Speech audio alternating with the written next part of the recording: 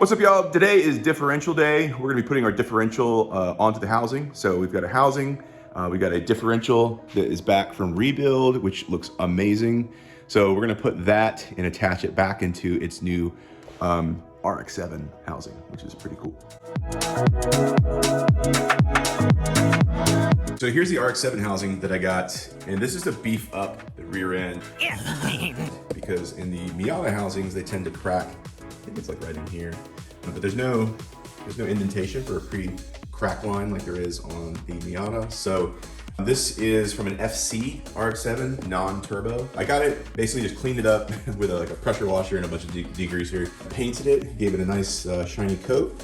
These are Derlin bushings. So those bushings there are really hard Derlin bushings. This is mainly track car, so it's not gonna be a daily driver. I'm not too concerned about having the Cadillac ride. So, and then these guys here, these seals, we're gonna be pulling those back out.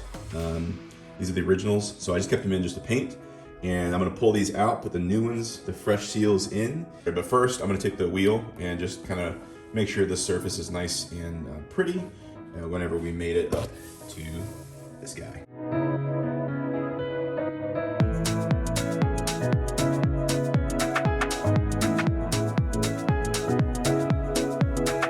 Okay, so one thing to note, when you're pulling these seals out, you could just use a crowbar, but the important thing is when you put it in here, you want to make sure that you don't stick it in all the way. You want to put it about right here, and I'll show you what that looks like on the backside.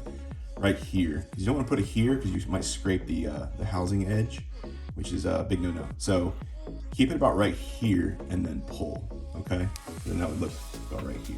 And I learned this from the old Miata daddy at Car Passion channel. So go give him a look. He's got the OG video on this. But while you're here, just a note, make sure you press from here and not here.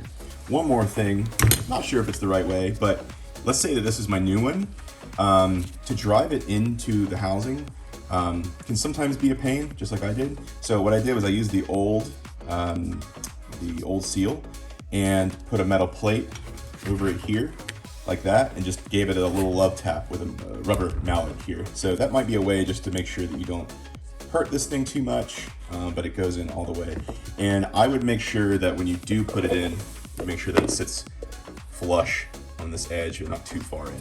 Mine might actually be a little bit too far in, but you know, I think we'll make it. It'll be all right.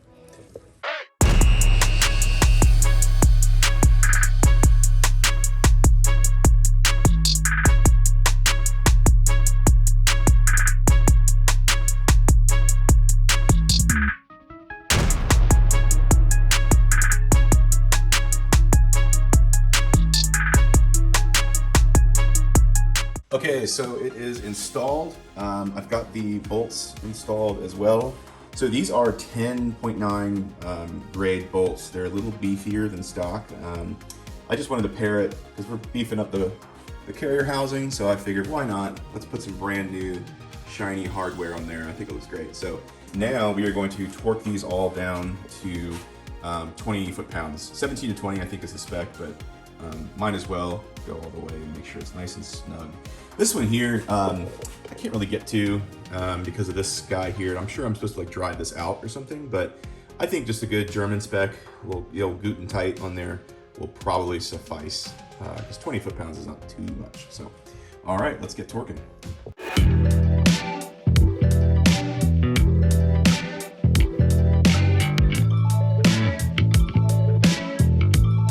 All right, it is all bolted up. We've got the seals installed. We've got the Derlin bushings pressed. All of the bolts are in, RTB'd, and we've got those all spec'd down to 20 foot-pounds.